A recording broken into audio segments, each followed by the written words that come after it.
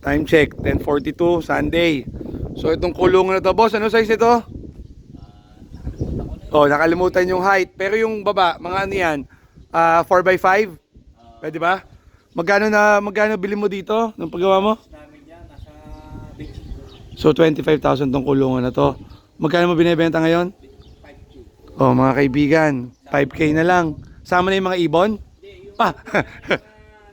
So ito, 25,000 ang naubos. So ito ay angle back ha, hindi square back. Ay, bagong pintura pala.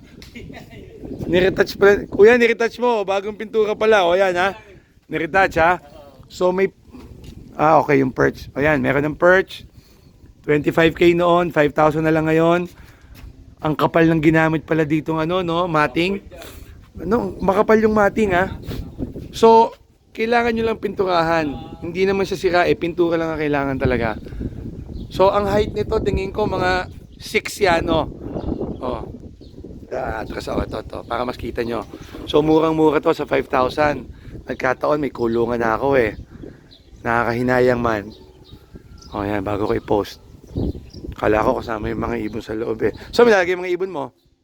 Dahil, hindi nahingi. Okay. Kakilala natin? Okay. So, ayan no. Masyadong madaming hanap buhay eh. Kaya, wala siyang time mag-ibon talaga. Talagang habi lang sa kanya to, no?